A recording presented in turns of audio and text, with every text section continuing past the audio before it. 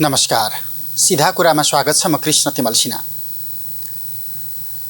आज हामी समग्र नेपालको कम्युनिस्ट आन्दोलन, जसलाई पछिल्लो नेपाल कम्युनिस्ट पार्टी एमाले साबिकको नेपाल कम्युनिस्ट पार्टी माओवादी केन्द्रका बीचमा भएको पार्टी एकतापछि एउटा नयाँ सिराबाट नेपालको कम्युनिस्ट आन्दोलन अघि बढ्यो भन्दै गर्दा आजको यो समीक्षा अवधिमा उभिएर हेर्दा जुन रूपमा तत्कालीन समयमा एउटा बोइङका दुईजना पाइलटका रूपमा नेकपालाई हाँकिराखेका थिए, नेकपाका दुईजना साबिकको पार्टीका अध्यक्ष केपी शर्मा ओली, पुष्पकमल दाहाल प्रचण्डले अहिले त्यो बोइङ दुर्घटनामा परेको छ, नेकपा दुर्घटनामा परेको छ, पार्टी व्यावहारिक रूपमा फुटिसकेको छ, कानुनी रूपमा विभाजनको कोर्सहरू पुरा गरिराखेका छन् नेताहरूले।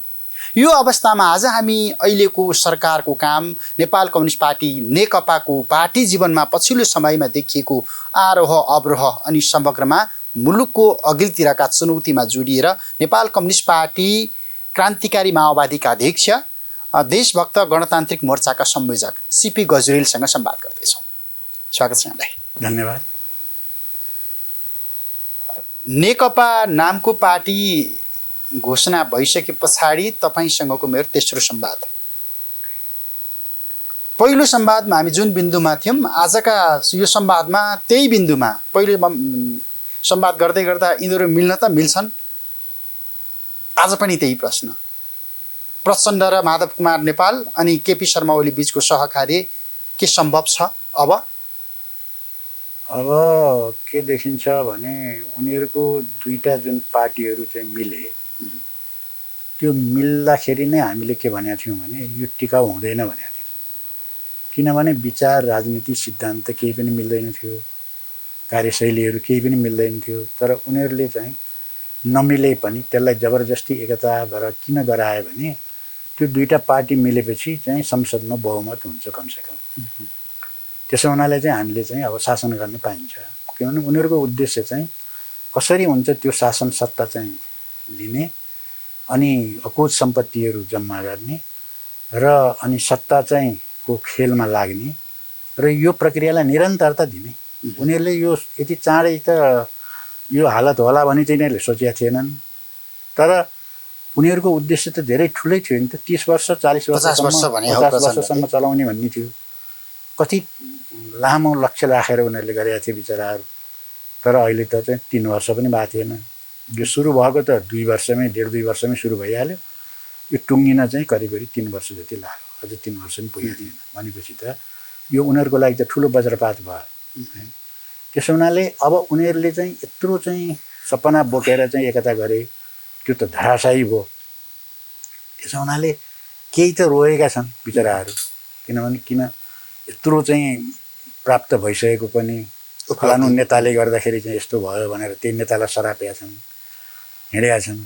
र तिनीहरू चाहिँ अहिले कहीँ सम्भव छ भने एकता गर्न पाएदेखि त्यो पुरानो ठाउँमा फर्किन्थ्यो कि फेरि हामीले चाहिँ आफ्नो छोरा नातिसम्म चाहिँ शासन गर्न पाइन्थ्यो कि यो देशमा भनेर त्यस्तो चाहिँ सोच बनाउने मान्छे पनि त्यहाँ कम छैन।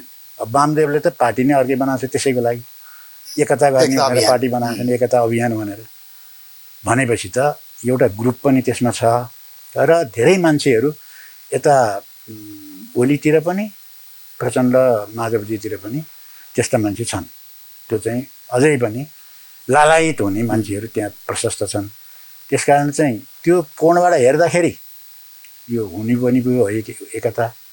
उनीहरूले के भनेको छ भने निर्वाचन आयोगले चाहिँ त्यो चाहिँ फुटको स्वीकृति नदिएर एकदम राम्रो गरेछ भन्ने छन्। किनभने निर्वाचन आयोगबाट रोकिएको हो यो। निर्वाचन आयोगले विधिवत रूपमा चाहिँ पार्टी फुटेको चाहिँ स्वीकृति दिएर एउटा पार्टीलाई वैधानिकता भएपछि भइहाल्थ्यो। तर उसले दिएन हैन। नदिएपछि चाहिँ त्यसले हामीलाई एकता गर्नको निम्ति आधार तयार फुटाउनको लागि चाहिँ रोकिराखेको छ। त्यसकारण हामी बाध्य भएर पनि एक हुनुपर्छ भन्ने चाहिँ एक थरी त्यसमा लागिरहेका छन्। त्यो हेर्दाखेरि चाहिँ त्यो एकता हुने पनि हो कि, किनभने उनीहरूलाई विचारले कहिले रोक्दैन पनि। राजनीतिक लाइनको पनि कुनै मतलब छैन उनीहरूलाई भनेपछि त त्यही चुनाव जित्नको निम्ति एकता गरेको हो। त्यो पनि अझै पनि भइदिएदेखि चाहिँ हुन्थ्यो भन्ने थियो। तर के भने फुट भइसकेपछि धेरै गाह्रो हुन्छ यो, किनभने धेरै टाढा पुगिसकेको छन्। एकअर्कालाई खोइल्याउँदा उनीहरूको जम्मै तालु नै देखिसकेको छ। त्यसो हुनाले त्यस्तो अवस्थामा चाहिँ अब उनीहरूले छुट्टा छुट्टै आफ्ना कमिटीहरू बनाएका छन्। अब यो सबै हुँदाखेरि चाहिँ अब सहज चाहिँ छैन कि जस्तो पनि देखिन्छ। अहिले यही दोधारमै यो चलिरहेको छ। अब यो धक्का चाहिँ कसले दियो जस्तो लाग्छ तपाईँहरूलाई? एकताका लागि उनीहरू जति छिटो उत्साहित भए, जति छिटो उनीहरूले कार्यगत एकता गरी, चुनावी तालमेल गरी, पार्टी एकता घोषणा गरी, तलतिरको धरातल के छ विचार गरेर उनीहरू धुरी मार्ने काम गरिहाले। चिट्टिका देखाए नि सुरुमा त 50 वर्षसम्मको परिकल्पना थियो, तर धक्का पुग्यो 3 वर्ष नपुग्दै। कता जेठ 3 आउन अझै कति बाँकी छ। यसमा स्वचालित परिचालित केही घटनाक्रमहरू मिसिएका छन् नेपालको कम्युनिस्ट आन्दोलनका पृष्ठभूमिमा जाँदा? त्यो त अब हुने नै भए होइन। तर उनीहरूले जुन ढङ्गले एकता गरेका थिए, तपाईँले भन्नुभयो जस्तै तलकाको त कुरै छोडौँ, त्यहाँका नेताहरूलाई पनि थाहा थिएन नि। अनुमोदन गर्नलाई मात्रै ताली बजाउनको लागि हामी त्यहाँ पुगेर मात्रै थाहा पायौँ पार्टी एकता हुन्छ भन्ने त कयौँ नेता भनाउँदाहरूले त्यसै भन्थे।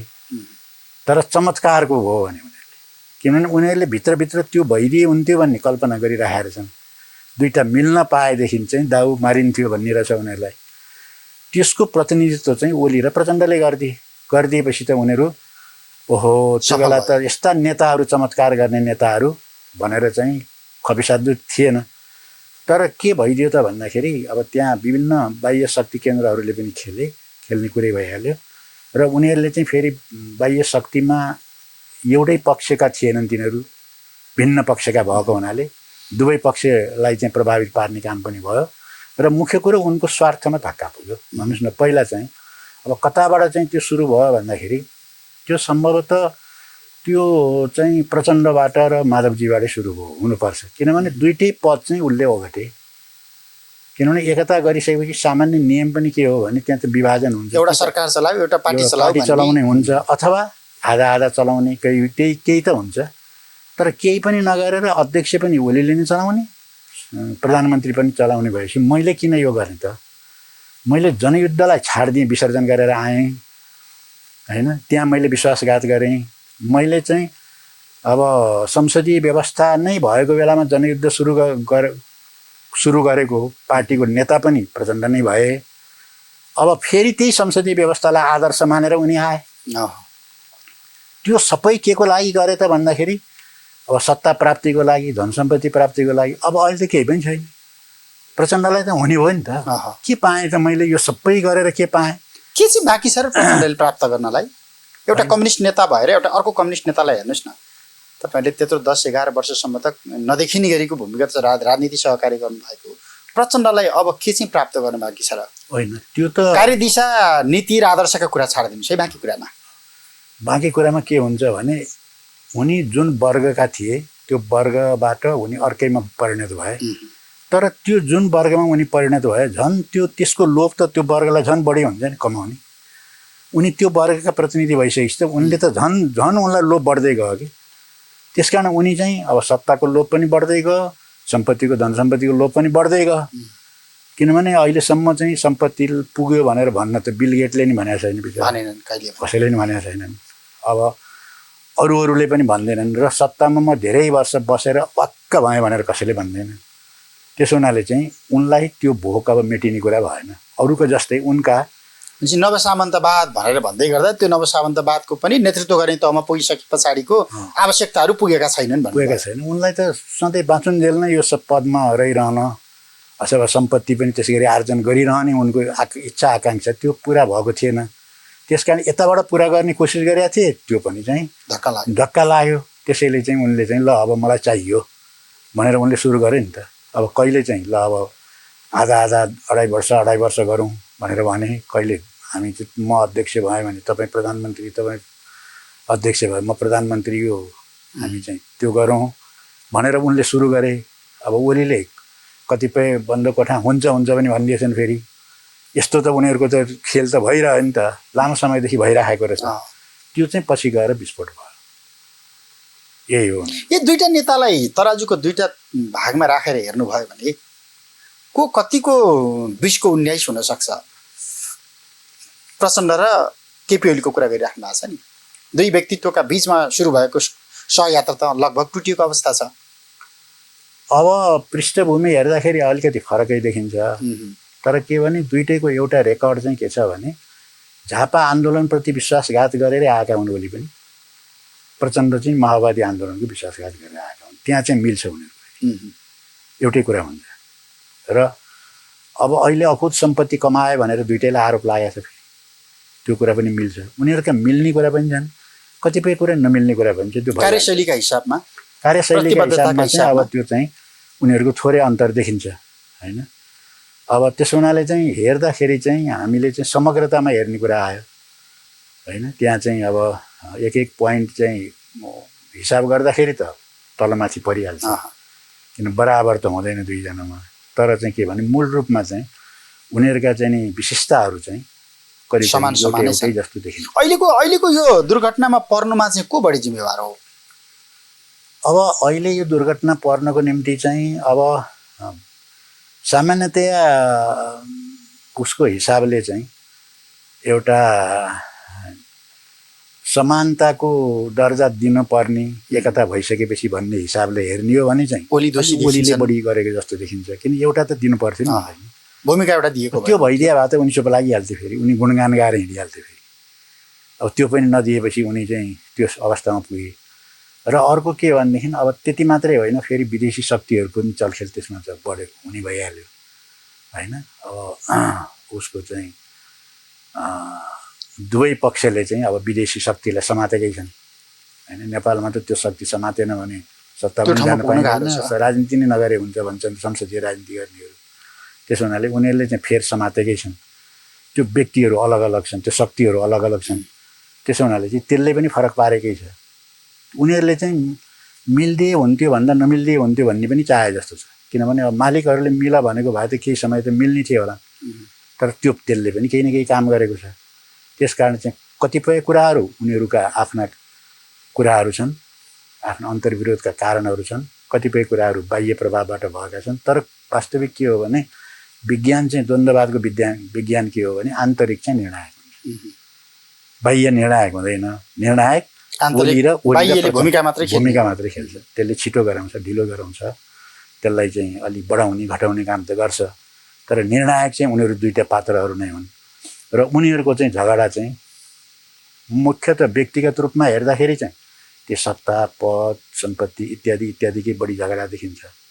अरू वैचारिक राजनीतिक पनि अब त्यहाँ चाहिँ केही न केही त त्यो हुने कुरै भइहाल्यो। अब अहिलेको झगडालाई तपाईँले 63 सालको मङ्सिर 5 गतेको बृहत शान्ति सम्झौतामा प्रचण्डलाई ल्याएर थप्पक संसदीय राजनीतिमा बिसाइदिनु भयो तपाईँहरूले होइन। त्यो दिनसम्मको प्रचण्डको भूमिका अनि पार्टी एकता गर्ने दिनसम्मको प्रचण्डको भूमिका हेर्दाखेरि प्रचण्ड के पद बेगर बस्नै नसक्ने मान्छे हुन्?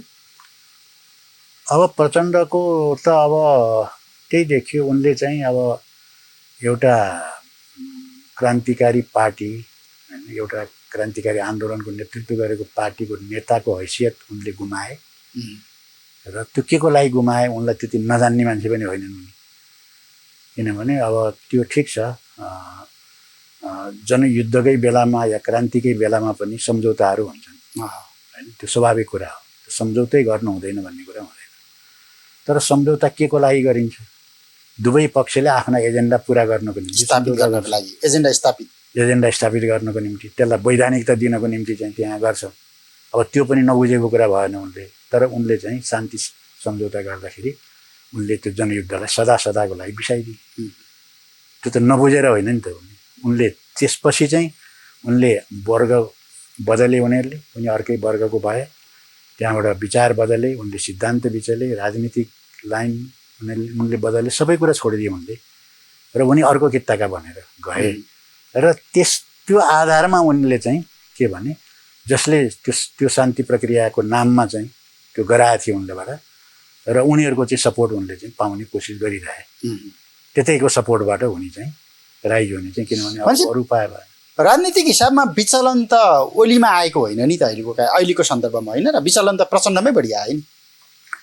अब त्यो चाहिँ पछिल्लो चरणमा चाहिँ त्यो हो। पछिल्लो चरणको हिसाब गर्ने भने तपाईँले भनेको कुरा ठिक हो।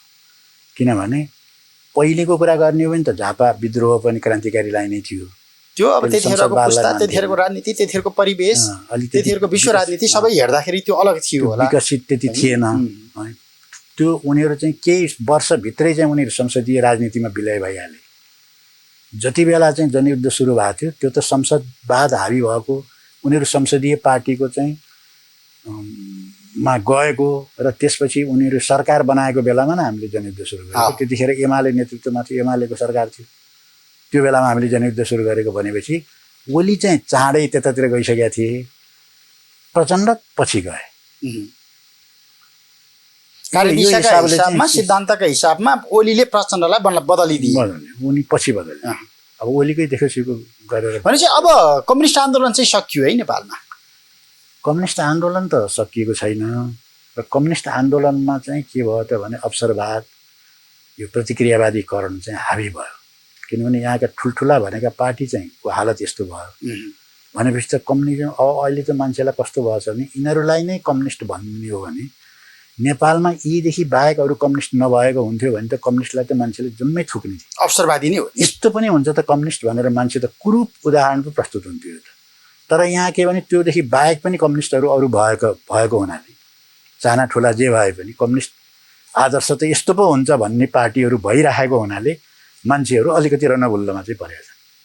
यिनीहरू नि कम्युनिस्ट हुन्छ नि, यस्तो गर्छन्। तर मास चाहिँ तपाईँहरूले भने जस्तै कम्युनिस्ट पार्टीको लागि आवश्यक पर्ने मास चाहिँ भएन नि हामीसँग।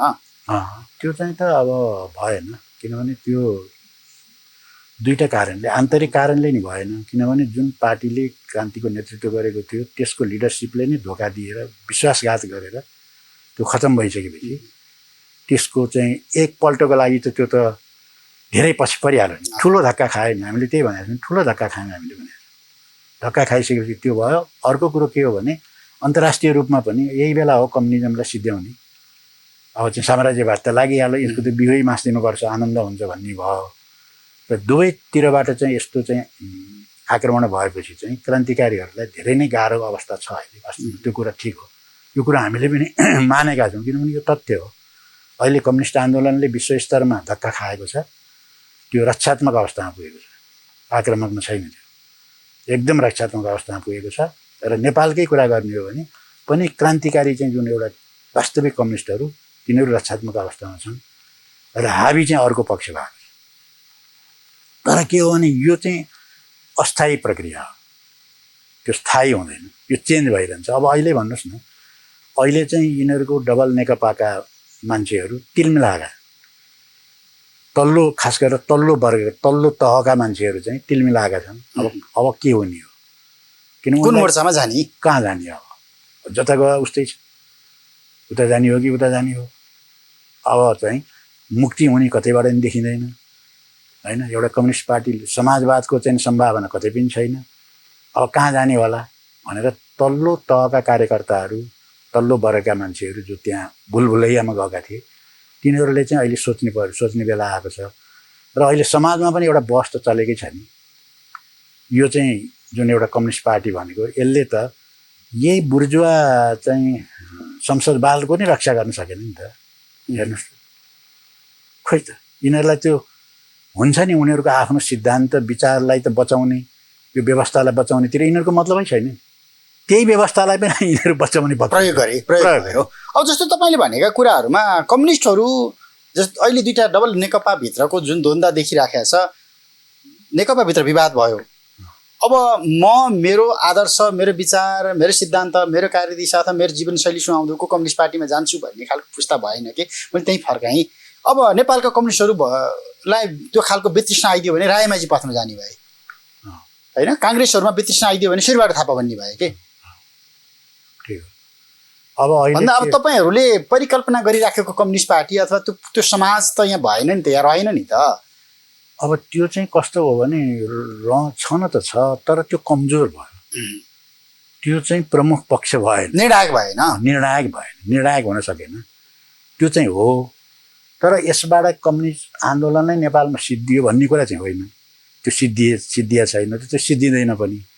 तर हाबी चाहिँ अर्कै पक्ष हो, कम्युनिस्टको खोल ओढेर सधैँ डोमिनेट भइराख्ने भयो नि त। तपाईँहरूले जस्तो 46 सालको राजनीतिक परिवर्तन पछाडि त्यो ढङ्गबाट वाममोर्चाको रूपमा आएको एउटा कम्युनिस्ट, खुल्ला राजनीतिमा आएका कम्युनिस्टहरू 10 वर्षसम्म त्यत्रो विद्रोह गरेर स्थापित गरेको कम्युनिस्टको मूल्य मान्यता, अहिले जनताले पत्याएर दिएको यत्रो 2/3 नजिकको गर्भिलो जनमत, यी सबै कुराहरू त तपाईँको डोमिनेट भएर यसरी सिद्धिराखेका छन् भने अब वास्तविक कम्युनिस्टको त्यो बिउ कहाँ लगेर जोगाउने ठाउँ त हुनु पर्यो नि।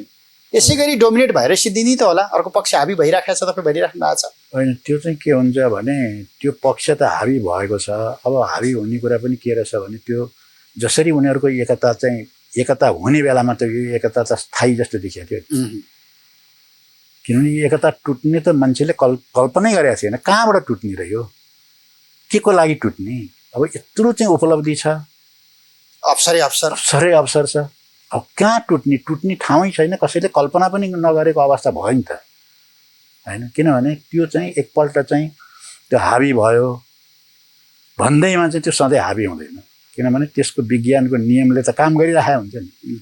मान्छेको इच्छा त त्यो गर्ने कोसिसहरू त उनीहरूले गर्छन्, तर चाहिँ विज्ञानको नियमले त काम गरे हुन्छ। मुख्य कुरा के हो भने यदि नेपाली जनताको समस्या यिनीहरूले समाधान गरिदिएको भए, राष्ट्रिय स्वाधीनताको समस्या केही न केही हल गरिदिएको भए, विकास निर्माण समृद्धिको लागि केही न केही काम गरिदिएको भए के हुन्थ्यो भने मान्छेहरू केही समय यताबाट हुने यतातिर अल्मलिन्थे। हो रहेछ, साँच्चै यिनीहरूले समाजवाद ल्याउने पो रहेछन् क्यारे। 2-4 वर्ष ढिलो चाँडो भने त्यस्तै हो, ल्याउने रहेछ क्यारे भन्ने थियो। तर त्यो कतै केही पनि भएन। अब जनताको समस्या त ग्राउन्डमा हल भएको छैन। क्रान्ति किन चाहिन्छ त भन्दा त्यही समस्या हल नभएर चाहिने हो। जसले त्यो समस्या बोकेर आउँछ सिंहदरबारमा अथवा काठमाडौँ छिरिसकेपछि त गद्दार भएर निस्किन्छ त अनि कसरी पत्याउने होइन र? हो, त्यो पनि एउटा चाहिँ हाम्रो कम्युनिस्ट पार्टीहरूको लागि त्यो पनि एउटा चाहिँ ठुलो चाहिँ नराम्रो पक्ष हो। नकारात्मक पक्ष के भइदियो भने कम्युनिस्टको खोल ओढेर जानेहरूले चाहिँ त्यसो गरिदिए। किनभने अरूहरूले गरिदिएको भए त कमसेकम कम्युनिस्टले गरेको होइन भन्ने हुन्थ्यो र अलिकति आधार हुन्थ्यो। र तिनीहरूले नि कम्युनिस्टै भन्छन् आफूलाई, तिनीहरूले यसो गर्छन् भन्दाखेरि त कुन हो कम्युनिस्ट भन्ने मान्छेलाई त अल्माउनु परिहाल्यो नि। त्यसले पनि यहाँ कम्युनिस्ट आन्दोलनलाई को विकासमा त्यसले नकारात्मक योगदान त पुर्याएकै छ। तैपनि अब फेरि पनि के हो त भन्दाखेरि यो देशका यो राष्ट्रका समस्याहरू समाधान नभइसकेपछि त समाधान त खोज्छ नि, मान्छेले खोज्नै पर्छ। त्यो खोज्दा त के हुन्छ त भन्दाखेरि यिनीहरू त त्यसको निशानामा पर्ने भइहाल्यो, समस्या उत्पन्न गर्ने भित्र पर्ने भयो यिनीहरू। यिनको कारणबाट अहिले काङ्ग्रेसहरूले कति चाहिँ एट्याक गरिरहेका छन्। कारण त यिनीहरू कम्युनिस्ट हुन् भन्छन्। त्यो बेलामा सबै कम्युनिस्टलाई चाहिँ गाली गर्न पनि पाएका छन् उनीहरूले। कम्युनिस्टहरूले यसो गरिदिए भन्छन्। कम्युनिस्टहरूले जनमत थेगेर पनि खान सकेनन्, क्रान्ति गरेर नि खान सकेनन् भनिरहेका छन्। न क्रान्ति गरेर न बुलेटबाट सत्ता कब्जा भयो न ब्यालेटबाट सत्ता कब्जा भयो। उनले कसलाई उचालेका छन् कम्युनिस्ट भनेर, कसलाई बोकेका छन् भने केपी शर्मा ओलीलाई, प्रचण्डलाई कम्युनिस्ट भनेर देखाइदिएका छन्। होइन, जनताबाट अनुमोदित भएर आएको मुक्त हो नि त फेरि। त्यो देखाइदिए हुनाले अब जनतामा केही भ्रम त परेको छ। तर के हुन्छ भने जुनसुकै चाहिँ मुखुन्डो ओढेर आए पनि आखिर जनताको लागि त के भयो र? राष्ट्र र जनताको लागि त केही पनि फरक परेन। मुकुन्डो नाम अलिकति फरक पर्यो, मुकुन्डोको रङ फरक पर्यो, त्यति मात्रै हो। त्यसकारण चाहिँ यो राष्ट्रको समस्या, जनताका समस्या हल नहुँदासम्म क्रान्तिको आवश्यकता पनि भइ नै रहन्छ, कम्युनिस्ट पार्टी पनि को आवश्यकता नि यहाँ महसुस भइ नै रहन्छ। तपाईँले त्यो आवश्यकता महसुस गरेर तपाईँहरू ऋषिराम कटेल लगायत भरि थापाहरूको एउटा सहकारी गरेर एउटा मोर्चाको कुरा गर्नुभयो। तपाईँले उता मोर्चाको कुरा गर्नुभयो, यता सरकारले वार्ताको कुरा गर्यो। विप्लवहरूलाई आऊ नेकपाको महासचिव बनाइदिन्छु, आऊ सरकारमा उपप्रधानमन्त्री दिन्छु, वार्ताको प्रक्रिया अगाडि बढाएको छ, प्रतिबन्ध फुक्का भइराखेको अवस्था छ। अब फेरि तपाईँले सक्कली कम्युनिस्ट त विप्लव पो हुन् क्यारे भनेर सहकार्य गर्नुभयो, विप्लव पनि सत्तातिर लाग्ला जस्तो छ। अनि कहाँ गएर खोज्ने अब हेरौँ, यो अर्को धोका होइन र? होइन, अब हेरौँ न। हुन त त्यो एकपक्षीय कुरा हो। अब अहिलेसम्म विप्लवजीहरूबाट त्यस्तो आएको छैन। हाम्रा बन्दीहरू रिहा गरेर वार्ताको लागि हामी सकारात्मक छौँ, वक्तव्य त आयो नि त आटकते। वक्तव्य आयो होइन, त्यो त अब बन्दी रिहाई गर्नुपर्छ भनेर त हामीले नि भन्दै आएकै कुरा हो होइन। यो अहिले जे भए पनि लोकतान्त्रिक गणतन्त्र आइसकेपछि पार्टीमाथि प्रतिबन्ध लाउनु हुँदैन भनेर त हामीले नि भन्दै आएकै हौँ। प्रतिबन्ध खुला होस्, राजबन्दी रिहाई गरियोस् भनेर भन्ने माग त त्यो नाजायज होइन। तर जसरी ओलीले भन्दै आएका छन्, प्रचार गरिरहेका छन्, महासचिवमा मैले ल्याउन लागेँ भन्न लागेका छन्, उप प्रधानमन्त्री बनाइदिन्छु भन्ने लागेका छन्, त्यो त उहाँहरूले भन्नुभएको छैन। अहिले ठिकै छ हामी जान्छौँ भनेर भनेको भए त कुरो सिद्धिन्थ्यो। तर त्यो एक पक्षबाट मात्रै आएको हुनाले फेरि अब हेरौँ न। त्यो मोर्चा त्यो धारमा मिसियो भने चाहिँ केही परिवर्तन आउँछ कि सत्तामा अथवा नेकपामा? होइन, त्यो पक्ष त्यस अथवा त्यो पनि त्यहाँ गएपछि भुत्तो हुन्छ? होइन, त्यो भुत्तै भएरै जाने हो। त्यहाँ गएर चाहिँ त्यहाँ परिवर्तन आउने होइन, त्यो सिद्धिएर नै जाने हो। नत्र भने त कहाँ उनीहरूले त्यो कुरो स्वीकार गर्छन्। अनि धारिलो हुने अवस्था छैन नि त। जङ्गलमा बसेर कति समय लुक्ने, कति समय यो हत्या हिंसाका श्रृङ्खलामा जोडिने, कति समय गिरफ्तारी दिने, धारिलो हुने आधार छैन नि त। कम्युनिस्ट आन्दोलन छ र होइन। अब त्यो त कम्युनिस्ट आन्दोलन रणनीतिक रूपमा संसदीय राजनीतिमा आएर सत्तालाई प्रयोग गरेर अगाडि बढ्नुपर्ने एउटा अध्याय हुनसक्छ, जुन तपाईँले सुरुका दिनमा भन्नुहुन्थ्यो शान्ति वार्तामा आइसकेपछि। अब त्यो चाहिँ के हुन्छ भने परिस्थिति अनुसार चाहिँ रणनीति र कार्यनीति बनाउनु पर्ने हुन्छ। किनभने एउटा जडसूत्र जस्तो कुनै सूत्र हुँदैन होइन। त्यो त परिस्थितिमा निर्भर गर्छ। हाम्रा चाहिँ कार्यनीति कार्यदिशाहरूले निर्धारण गर्छन्। अब त्यसो हुनाले अब हामीले चाहिँ अहिले नै त्यो बाटोबाट जाँदाखेरि हुँदैन, अहिले त्यो स्थिति छैन भनेरै हामीले अहिले त्यो भनेका थियौँ। अब उहाँहरू त्यसमा होइन अहिले यही बाटो जानुपर्छ भनेर लाग्नु, त्यो त उहाँहरूको कुरा हो। अब अर्को पार्टीको यस्तो हुनुपर्छ भनिदिने कुरा भएन हामीले, त्यो उहाँहरूले जान्ने कुरा हो। तर चाहिँ अब उहाँहरू वार्तामा कसरी आउनुहुन्छ, वार्ताका विषयवस्तुहरू के हुन्छन्, के कुरामा सहमति हुन्छ, त्यो चाहिँ अब अहिले पनि हेर्न नै बाँकी छ। त्यो भयो भने चाहिँ विप्लवहरू राजनीतिको मूलधारमा आए, नेकपासँग मिले र नेकपाको एउटा ऐजेरू त्यहाँबाट हट्यो भने चाहिँ समग्र वृहत कम्युनिस्ट एकता भन्न भन्थे नि पहिला प्रचण्डहरूले, माधव नेपालहरूले अथवा केपी ओलीहरूले। त्यो खालको वृहत कम्युनिस्ट एकता बन्न सक्ने सम्भावना देखिन्छ होइन। त्यही ओली जस्तै प्रचण्ड जस्तै भएर त्यहाँ मिसिँदा त के कम्युनिस्ट त्यो एकता के वृहत कम्युनिस्ट एकता। क्रान्तिकारीहरूको बहुमत भयो भने त तपाईँहरूले परिवर्तन गर्न सक्नुहुन्छ होला नि। त्यहाँ गएर परिवर्तन गर्ने त्यो ठाउँ नै होइन परिवर्तन गर्ने। कहाँबाट गर्नुहुन्छ त? जनमतबाट अनुमोदित नभइकन राजनीतिक भविष्य छैन। तपाईँहरू पनि मोर्चा बनाएर चुनाव जानुभएकै हो। जनताबाट अनुमोदित भएर आइयो भने त्यहाँ संसदभित्र बसेर केही न केही आफ्ना एजेन्डाहरू स्थापित गर्न सकिन्छ भन्ने त ध्येय तपाईँहरूको पनि हो नि त, होइन र? त्यो त हो। किनभने हामीले त हाम्रो त क्लियरै छ नि। संसद भनेको चाहिँ हामीले के गर्ने हो भने लेनिनले भन्नुभयो जस्तै यदि क्रान्तिको तयारीको निम्ति फाइदा पुग्छ भने त्यसलाई उपयोग गर्ने हो। बहिष्कार गर्दा क्रान्तिको तयारीमा फाइदा पुग्छ भने बहिष्कार गर्ने हो। पञ्चायती कालमा राजतन्त्र हुँदाखेरि हामीले किन बहिष्कार गऱ्यौँ भने त्यहाँ बहिष्कार गर्दा फाइदा हुन्थ्यो, अझ धारिलो हुन्थ्यो वर्ग सङ्घर्ष, क्रान्तिकारी आन्दोलन अझ चाहिँ हाइटमा उठ्थ्यो। त्यो हुनाले हामीले बहिष्कार गऱ्यौँ। अब अहिले यहाँ आएर के भनेदेखि बहिष्कार गर्दाखेरि चाहिँ अझ त्यो हुने सम्भावना छैन, सङ्गठन निर्माण गर्ने विस्तार हुने सम्भावना नभएको हुनाले त्यसलाई उपयोग गरेर त्यो कोसिस गर्ने कुरा हो। त्यसकारण हामीले त यो चुनावलाई त त्यति नै रूपमा नै लिन्छौँ, हामीले यसलाई कार्यनीतिको रूपमा लिने हो। त्यसो हुनाले अब उहाँहरूको विषयमा चाहिँ विप्लवजीहरूको विषयमा एकतर्फी रूपमा त त्यो कुरा आइरहेको छ। तपाईँले भनेको मैले पनि पढेकै हुँ। तर अब एक पक्षले भनिदियो भन्दैमा हामीले त्यसलाई त्यही नै हो भन्ने कुरा आएन। अब उहाँहरू चाहिँ वार्तामा आउनुभयो भने चाहिँ धेरै कुरा स्पष्ट हुन्छ।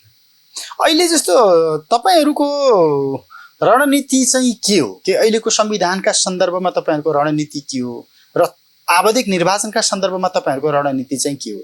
प्रधानमन्त्रीले संसदको घाँटी निमट्नुभयो, संविधानमाथि प्रहार गर्नुभयो भनेर त्यत्रो पूर्व प्रधानमन्त्रीहरू, तपाईँका पूर्व सहपाठीहरू सडकमा आएर बसे, त्यत्रो सङ्घर्ष भयो 2-3 चरणको, तपाईँहरू चुइकै बोल्नु भएन। संसद पुनर्स्थापना भयो, उनीहरूले दीपावली गरे, तपाईँहरू चुइकै बोल्नु भएन। न संसदको लागि बोल्नुहुन्छ, न संविधानको लागि बोल्नुहुन्छ, न चुनावका लागि बोल्नुहुन्छ। होइन, हामीले त यो विषयमा के भनेका थियौँ भने यो वास्तवमा हाम्रो लागि त्यति चासोको विषय पनि थिएन। किन एउटा संसदीय व्यवस्थामा प्रधानमन्त्रीले संसद विघटन गराएर अर्को चुनाव गरायो भनेपछि कुन चाहिँ क्रान्तिकारी हो, कुन चाहिँ क्रान्तिकारी होइन भन्ने त्यहाँ कुरै होइन। किन पहिले पनि यहाँ त्यस्तो भएकै हो, 3 पल्ट भएकै हो भनेपछि हामीले चाहिँ के भन्यौँ भने त्योभन्दा अलिकति भिन्न परिस्थिति अहिले चाहिँ के थियो भने ओलीको उद्देश्य चाहिँ के भयो भने सामान्य रूपले चाहिँ एउटा नयाँ जनादेश लिने मात्रै उद्देश्य भएको भए हामीलाई यो कुराको मतलब छैन भन्थ्यौँ हामी। तर ओलीले चाहिँ के भने प्रतिगमनतिर जाने उनको उद्देश्य हो। यो भएको संसदलाई पनि विघटन गराएर अहिले प्राप्त भएका उपलब्धिहरूलाई पनि सिद्ध्याउनेतिर गयो क्या उनको। त्यो भनेपछि झन् प्रतिगमन, यो भित्रको नि प्रतिगमन भइसकेपछि त्यो चाहिँ प्रतिगमनै हो भनेर हामीले भन्यौँ। यो प्रतिगमन हो, त्यसकारण हामी यसको विरोधमा छौँ भने। अब जहाँसम्म अब यो चाहिँ पुनर्स्थापना चाहिँ क्रान्तिकारी, उत्पाद क्रान्तिकारी ठुलो उपलब्धि भयो नि। ठुलो उपलब्धि अब चाहिँ दीपावली गरियो, लड्डु खाइयो, लड्डु खाने, कोही उपलब्धि गर्ने, यो तमासा चाहिँ हामीले गरेनौँ। किनभने हामीलाई के लागेको थियो भने त्यो कुरा प्रष्टै थियो, जसले पनि बुझ्ने गरी यो के कुरा प्रष्ट थियो भने संसदको पुनर्स्थापना हुँदाखेरि हुने चाहिँ के त नेपालमा भने पुस 4 गतेतिर फर्किनु न हो। त पुस 4 गते चाहिँ धुमधाम राम्रो भइदिया भए पो त्यस्तो चिज गयो, हामीलाई चाहिँ यस्तो जनताले यत्रो गुमाए, राष्ट्रले यो चिज गुमायो, त्यसकारण त्यसलाई पुनर्स्थापना गर्नुपर्छ भन्दाखेरि खुसियाली मनाउने कुरा हो। पुस 4 गते पनि हालत त त्यही थियो नि त, हामीले देखिरहेका हौँ। तर पुस 4 को परिस्थिति र अबको फागुन 13 को परिस्थिति फरक हुन्छ नि। होइन, फरक त हुन्छ। फागुन 23 को परिस्थिति होइन, फरक त हुन्छ, तर त्यसले ल्याउने चाहिँ कुरो त त्यति नै मात्र, त्योभन्दा नयाँ चिज त केही ल्याउँदैन थियो। त्यसकारण चाहिँ त्यत्रो विधि चाहिँ त्यसलाई सेलिब्रेट गर्नुपर्ने, अब एकदम चाहिँ दीपावली मनाउनु पर्ने, लड्डु नै खाइहाल्नु पर्ने, त्यस्तो चाहिँ हामीले नदेखेको। त्यसकारण उनीहरूकै स्वरमा स्वर मिलाएर हामी त्यहाँ नाच गर्न चाहिँ हामी गएनौँ, त्यो नाचमा हामी भाग लिन चाहिँ गएनौँ। त्यसकारण त्यो किन त अहिले त प्रश्न भयो नि त, उपलब्धि कति भएको छ भन्ने कुरा। किनभने तिनै ओली प्रधानमन्त्री भए, किन हुने पनि त्यही थियो नि त। ओली प्रधानमन्त्री भएर उनले त्यो कदम चाले, पुनर्स्थापना भन्दा त उनलाई नै प्रधानमन्त्री बनाइदिने कुरा न हो, त्यही संसद चाहिँ बिउतिने न हो, अरू त कुनै कुरा थिएन। तर फागुन 23 गते पछाडिको समीकरणमा त आफ्नो पल्ला भारी हुन्छ। त्यसपछि तपाईँले भने जस्तै सारा अफसरै मेरो अघिल्तिर आउँछ भन्ने लोभ त होला नि त फेरि। हो, त्यो चाहिँ अब त्यो त उनीहरूको चाहिँ जुन त्यो लड्डुले त प्रतीकात्मक रूपमा त ती कुरालाई सङ्केत गरिराखेको थियो। तर के भयो त भने उनीहरूले चाहिँ यसलाई सहज ठानेका थिए। यो खेलमा पनि उनी पछाडि नै परे, किनभने उनीहरूले के ठानेका थिए भने त्यत्रो अदालतले चाहिँ ओलीलाई हराइदिएपछि, मुद्दा हराइदिएपछि नैतिकताको आधारमा राजीनामा दिन्छन्, दिनै परिहाल्छ। माहौल त्यस्तो बनिहाल्छ यहाँ, र उनी चाहिँ 24 घन्टा पनि टिक्दैनन्। ओली राजीनामा लेखिहाल्छन् भन्ने थियो उनको। ओली त अर्कै खेल खेल्न थाले। अब उनले त सबैलाई छाम्न थालेर अब चाहिँ पद बाँडेर, पैसा बाँडेर तमासा गर्न थाले उनीहरूले। उद्घाटन गरेर संसदीय राजनीतिको विशेषतै गरेर अहिले चाहिँ शिलान्यास गरेर उनले चाहिँ तमास गर्न थालेका छन्। अनि उनी तिनछक परे। अब उनीहरू यस्तो ठाउँमा पुगेका छन्, फेरि अब उनीहरूको लज्जास्पद स्थिति पनि छ, के अरे प्रचण्ड र माधवजीहरू। किन छ भने एउटा समाचार आयो कि अबसम्म उनले पहिले काङ्ग्रेससँग चाहिँ त्यो चितवन भएको कार्यक्रम पनि छोडेर दगुर्दै काङ्ग्रेस कहाँ आए। ल अब तपाईँ हामी मिलिहाल्नु पऱ्यो, अब सरकार बनाइहाल्नु पऱ्यो भनेर देउबासँग।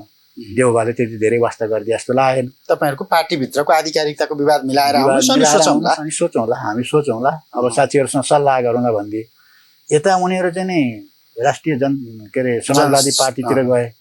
त्यहाँ जाँदाखेरि चाहिँ उनीहरूले तपाईँहरूको पार्टीको नाम के हो भनेर सोधिदिए। हामी कुन पार्टीसँग वार्ता गर्दैछौँ, कुन पार्टीसँग वार्ता गर्दैछौँ, तपाईँहरूको पार्टीको नाम चाहिँ के हो भनिदिएपछि त नाम त उयो ओलीको पार्टी र उनको पार्टीको नाम एउटै, सरकारमै हुनुहुन्छ त भनिसकेपछि त कस्तो लज्जास्पद स्थिति भयो नि त उनीहरू।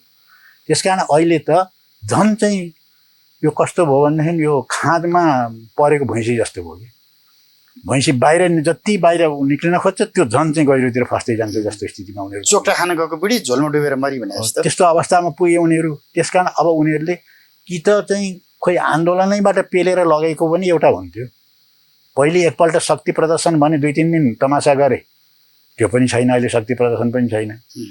अब अहिले चाहिँ कानुनी रूपमा जाँदाखेरि चाहिँ त्यो बाटो पनि छैन खुला, यतिसम्म कि आफ्नो पार्टीको नाम पनि आइडेन्टिटी पनि छैन। अब कुन चाहिँ पार्टी भन्ने, ओलीको पार्टी जुन हो, ओलीले भनिरहेछ नि म त्यही पार्टीको नेता हुँ जुन पार्टीमा उनीहरू हाम्रो हो भनिरहेछन्, म त्यसको अध्यक्ष हुँ। उनी अध्यक्षै हुन् नि, संसदीय दलको नेता नि उनी हुन् नि, त्यो कुरा त सत्य हो नि त। भनेपछि त अब त्यही पार्टी हाम्रो हो भनेर यिनीहरू पनि भनिरहेछन्। भनेपछि त उनीहरू त कस्तो लज्जास्पद स्थिति भयो। संसदीय व्यवस्थाभित्र पनि उनीहरूको एउटा छाती खोलेर मान्छे हिँड्न सक्ने स्थिति पनि छैन। त्यहाँ कति खुम्जिनुपर्ने अवस्थामा पुगेका छन् नि उनीहरू। त्यसकारण चाहिँ के हो त भने उनीहरूले जुन कुरा सोचेर त्यो गरेका थिए त्यो पनि भइदिएन। नभइसकेपछि अब उनीहरूको चाहिँ अवस्था त अब के हुँदै जाने। प्रचण्डजीहरू यस्तो अवस्थामा राजनीतिक गुरु पनि तपाईँहरूसँगै हुनुहुन्छ, मोहन वैद्यजी लगायतका, होइन? तपाईँहरूको मोर्चामा फर्किनु पर्ने अवस्था आउँछ कि राख्नुहुन्छ?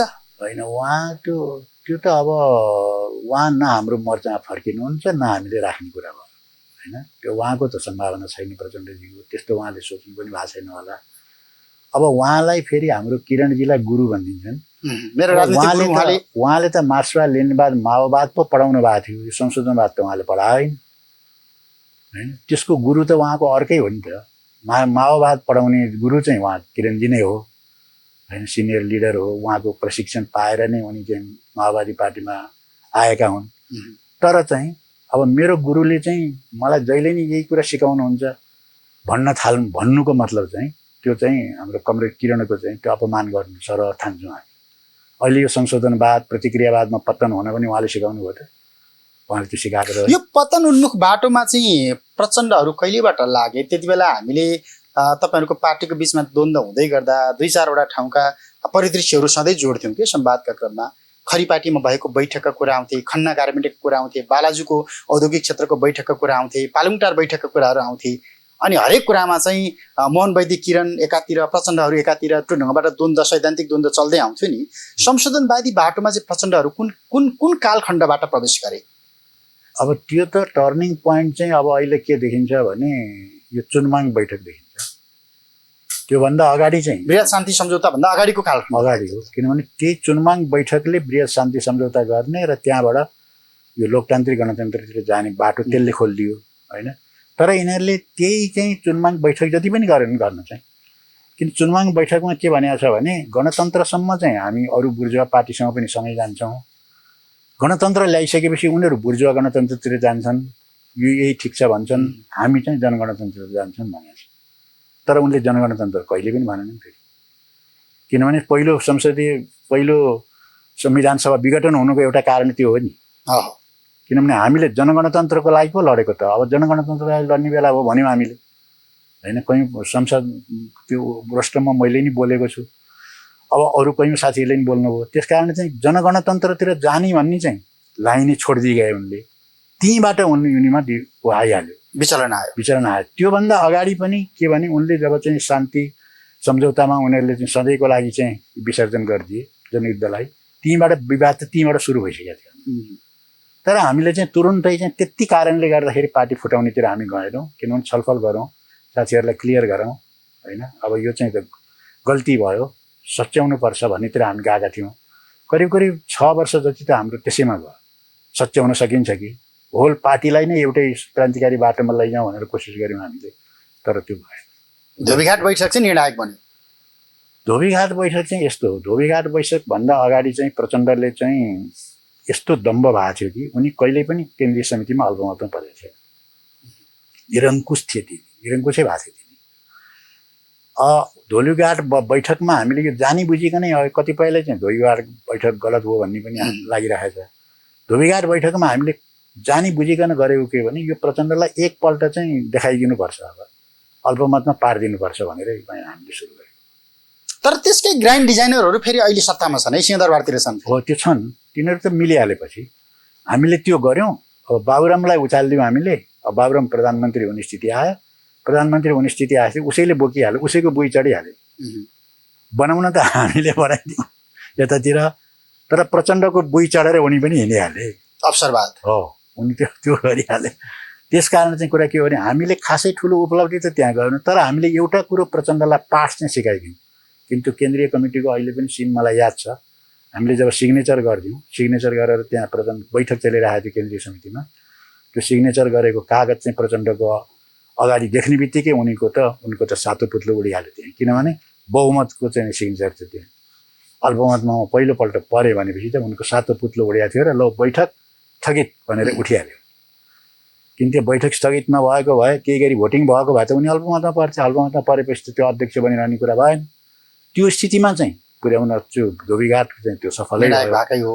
तर चाहिँ अब त्यो चाहिँ प्रचण्डका विरुद्ध चाहिँ वैचारिक राजनीतिक मोर्चा अथवा मोर्चाबन्दी गरेर ध्रुवीकरण पैदा गराएर त्यो गर्ने चाहिँ भएन, किनभने उनीहरू उतैतिर गइहाले। बाबुरामहरू, नारायण काजीहरू यिनीहरू त उतैतिर प्रचण्डसित मिलिहाले। त्यसपछि अहिले जस्तो अस्ति एउटा औपचारिक कार्यक्रममा एउटा पुस्तक विमोचनमा पहिलोपटक उहाँहरू दुईटा एउटै मञ्चमा बस्नुभयो, बाबुराम र प्रचण्ड। नेकपा भित्रको खालको चरम द्वन्द्व थियो, संसद भङ्ग भइसकेको परिस्थिति थियो। आउनुहोस् बाबुरामजी अब सहकार्य गरौँ, पार्टी एकता गरौँ, सहकार्य गरौँ भनेर प्रस्ताव राख्नुभयो उहाँले। समाचार आइराखेको थियो, मञ्चमा बोले पनि सुनियो। अब त्यो दुईटा धार चाहिँ मिल्न सक्ने देख्नुहुन्छ तपाईँ? त्यो पनि म अहिले देख्दिनँ, किन त्यो पनि धेरै टाढा पुगिसक्यो। किन प्रचण्ड चाहिँ कम्युनिस्टको नाम बेचेर खाने व्यापारी हुनुहुने, बाबुराम चाहिँ कम्युनिस्टको चाहिँ अब उच्चारणै गर्दिनँ, म उच्चारणै गर्दिनँ, उहाँले भनिसक्नु भएको छ। म त चाहिँ त्यो हुँदै नहुने कुरा हो यो भनेर उनी अर्कोतिरबाट चाहिँ व्यापार गर्ने खालको व्यापारी पऱ्यो उनी। त्यस कारण चाहिँ उनीहरूको त्यहीँ पनि मिल्दैन। त्यो भावनात्मक रूपले अहिले चाहिँ अलिकति हामीसँगै हिँड्यौँ, यस्तो गऱ्यौँ उस्तो गऱ्यौँ भनेर अहिले उनलाई बाबुरामलाई ल्याएर अलिकति शक्ति सञ्चय गर्नको निम्ति चाहिँ उसले भने होला एउटा कुरा होला। तर ठ्याक्कै नै आएर त्यहाँ उनीहरू मिल्ने सम्भावना चाहिँ देखिँदैन। किनभने त्यहाँ एकचोटि त एकतामा त बाबुराम पनि आएको हो नि त, कति दिन त बसे नि हो नि। त्यो हात खडा गर्नेमा त बाबुराम पनि थिए नि त। यो चुनाव ठुलो उपलब्धि चिन्हका हो। सन्दर्भमा हो, सुरेश त्यही चुनाव चिन्ह लिएर चाहिँ चुनाव लड्दिन है, लड्दिन भनेर भने। अनि त्यहाँबाट गोर्खाको त्यो 2 नम्बर सिट चाहिँ समस्या पर्यो। नारायण काजी पनि त्यहीँबाट, ऊ पनि त्यहीँबाट लड्ने भइसकेपछि प्रचण्ड नारायण काजीतिर ढल्के जस्तो गरे। त्यसले गर्दा पनि उनलाई चाहिँ ल मैले यति पनि नपाउने भएछु भनेर उनले फड्किएर उतातिर गएका न हुन् होइन। त्यसकारण चाहिँ त्यो स्टेज दुवै व्यापारी हुन्, मिल्दैनन्। मिल्छ। भनेपछि अब अन्त्यमा पुष्पकमल दाहाल प्रचण्डको राजनीतिक भविष्य के सकिएकै हो त? अब उनको भविष्य प्रयोग गर्ने अस्त्र कुन बाँकी छ राजनीतिमा? अब उनको बजार चाहिँ अब चाहिँ छैन उनको, अब देखिएन। यी संसदीय राजनीतिमा यो अब क्रान्तिकारी धारलाई छोडेर त्यसलाई सिद्ध्याएर आएको हो भनेर जसरी स्वागत गरियो उनलाई होइन, साम्राज्यवादीहरूले, उनले विदेशी शक्तिहरूले पनि, प्रतिक्रियावादीहरूले उनलाई चाहिँ स्वागत गरे नि त। त्यत्रो काम गरेर आएको हो, जनयुद्ध चाहिँ सिद्ध्याएर आएको हो, त्यसकारण चाहिँ स्वागत गर्नुपर्छ, यसलाई हामीले स्थान दिनुपर्छ भनेर जुन गरेका थिए। अमेरिकामा विशेष सुरक्षासहित घुमेरै आए, सबै कुरा गरे।